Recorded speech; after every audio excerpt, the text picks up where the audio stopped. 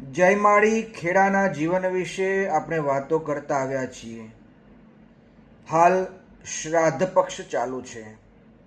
શ્રાદ્ધ પક્ષ એટલે આપણી પેઢીઓના પૂર્વજોને આપણે શ્રદ્ધાપૂર્વક યાદ કરવાનું, નમસ્કાર કરવાનો, કૃતજ્ઞતાપૂર્વક એમને પ્રણામ કરવાનો પર્વ એટલે આ શ્રાદ્ધ પક્ષ છે. શ્રાદ્ધ એટલે શ્રદ્ધયા ક્રિયતે તત્ શ્રાદ્ધમ. જે શ્રદ્ધાપૂર્વક કરવામાં આવે છે તેને શ્રાદ્ધ કહેવામાં આવે છે. શ્રદ્ધાપૂર્વક એટલે એ અર્થમાં કે આપણે જે પેઢીમાં જન્મ લીધો છે, આપણા વડીલો, આપણા દાદા દાદી, આપણા પૂર્વજો, એમને આજે યાદ કરવાનો દિવસ છે.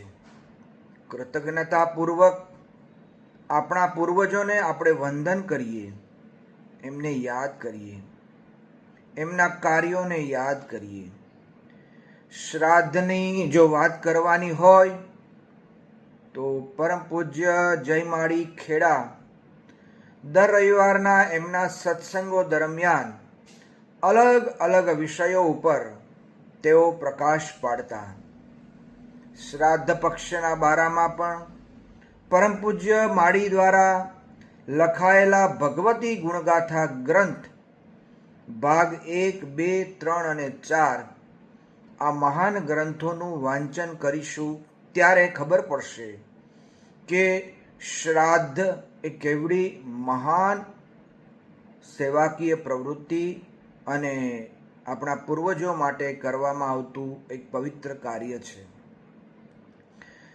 શ્રાદ્ધને આજકાલ જો જોઈએ તો લોકો એવું વિચારતા હોય કે સારા કાર્ય શ્રાદ્ધમાં ન થાય. જે તે લોકોની વિચારધારા, માન્યતાઓ જે કંઈ હશે તેના ઉપર આપણે બહુ ન જતા એટલું ચોક્કસ આપણે કહીએ અને કરીએ કે જે કુળમાં આપણે જન્મ્યા છીએ, જે પેઢીમાં આપણો જન્મ થયો છે, જેમાં આપણા પૂર્વજો દ્વારા આપણું આ સૃષ્ટિ ઉપર અવતરણ થયું છે, એ પૂર્વજોને યાદ કરવાના દિવસો અપવિત્ર કેવી રીતે હોઈ શકે? પરંતુ ઠીક છે, જેની જેવી ભાવના, યાદૃશી ભાવના યસ્ય સિદ્ધિર્ભવતિ તાદૃશી. પણ મારે આપને એ વાત કહેવી છે કે આપણા ઋષિ મુનિઓએ આપણા પ્રાચીન કાળમાં જે મહાન તપસ્વી ઋષિમુનિઓ થઈ ગયા, એઓએ ઘણા બધા બંધારણો તૈયાર કર્યા છે જે આજે પણ સાયન્ટિફિક રીતે, વૈજ્ઞાનિક રીતે જોવા જઈએ તો પણ તે સર્વોપરી રહેલા છે. તો આ શ્રાદ્ધની જે વાતો છે, આપણે જો જોઈએ તો ખબર પડશે કે હું કોણ, હું કોનો, હું કોનું સંતાન છું. આજથી હજારો વર્ષ પહેલા શ્રીમદ ભગવદ્ ગીતામાં પણ ભગવાન શ્રી કૃષ્ણએ માનવ માત્રને માટે કહ્યું છે, મમે વાંશો જીવલોકે જીવભૂત સનાતન. અરે તું સામાન્ય નથી, તું મારો જ અંશ છે. આપણે ભગવાનના અંશ છીએ.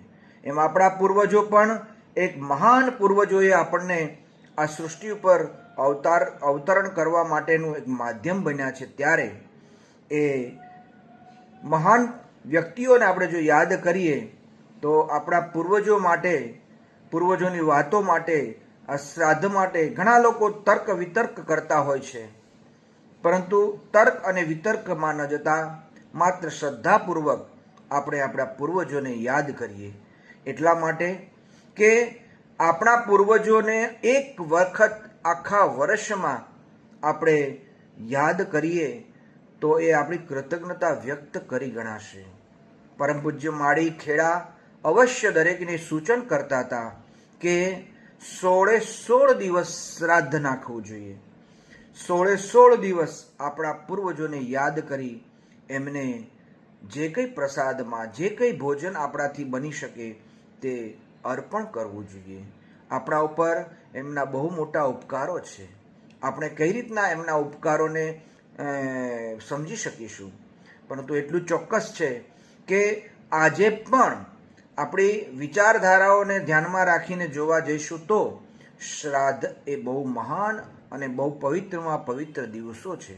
જે દિવસો દરમિયાન અંતરિક્ષમાં એ જીવાત્માઓ જ્યારે વિચરણ કરે છે, આ દિવસો દરમિયાન આપણને મળવા આવે છે.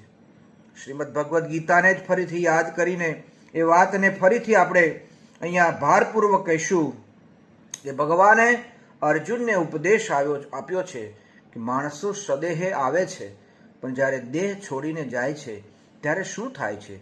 ત્યારે ભગવાને કહ્યું છે કે વાસાંસી જીર્ણાની યથા વિહાય નવાની ગ્રહણાતિ નરોપરાણી તથા શરીરાણી વિહાય જીર્ણાન અન્યાની સંયાતિ નવાની દેહી. આ દેહ છે, આ શરીર છે.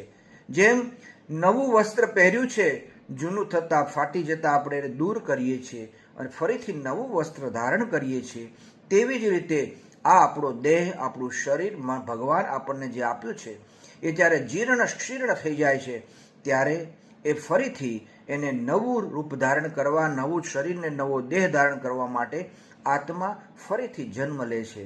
એટલે કે પુનરપી જનનમ પુનરપી મરણમ પુનરપી જનની જઠરે શયનમ ઇહ સંસારે ખલુ દુસ્તારે કૃપયા પારે પાહી મુરારે. આપણે ભગવાનને એટલી જ પ્રાર્થના કરીએ છીએ કે હજારો લાખો વર્ષોથી આવા જન્મો, આપણા જન્મ મૃત્યુના દોરમાંથી આપણે પસાર થતા જ આવ્યા છીએ, પરંતુ આપણે આપણા કર્મને અનુસાર એવા પરિવારમાં જન્મ લઈએ છીએ, એવા માતા પિતાના કુખે આપણે જન્મ લઈએ છીએ, એવા વડીલો, એવા પૂર્વજોના એ કુળની અંદર આપણે જન્મ લઈએ છીએ. ત્યારે હું અને તમે આજે શ્રાદ્ધના પવિત્ર દિવસોમાં એટલું ચોક્કસ કરીશું, આપણાથી જે બને તે આપણા પૂર્વજોને કૃતજ્ઞતાપૂર્વક નમસ્કાર કરી, યાદ કરી અને ભોજન પ્રસાદ સ્વરૂપે જે પણ ગ્રહણ કરી શકાય તે કરીએ, એવો ભાવ રાખીએ, એવી શ્રદ્ધા રાખીએ. અને શ્રદ્ધા એ જ મહાન વસ્તુ છે. શ્રદ્ધામયોયમ પુરુષો યો ય શ્રદ્ધા સ એવ સહ. જેવી જેની શ્રદ્ધા તેવું તેને પ્રાપ્ત થતું હોય છે. આવો આજના પવિત્ર પાવનકારી દિવસોમાં આપણા પૂર્વજોને વંદન કરીએ, પ્રણામ કરીએ. સાથે સાથે પરમ પૂજ્ય માળી જેમણે આપણને જીવન જીવવાની વાતો કહી છે, સાથે સાથે એમણે પણ જે શ્રાદ્ધ પક્ષની કથાઓ અને વાતો ગ્રંથોમાં લેખન દ્વારા લખી છે, આ બધી જ વસ્તુઓને આપણે જાણીએ, અનુભવીએ અને આપણે પણ આપણી આવનારી પેઢીને આ વિચારોથી વાકેફ કરીએ અને એ રસ્તે સૌ ચાલે તે માટેની પ્રેરણા લઈ આજના દિવસે શ્રાદ્ધની આ વાતોને અહીંયા વિરામ આપી ફરીથી આવતીકાલે નવી વાત લઈને મળીશું.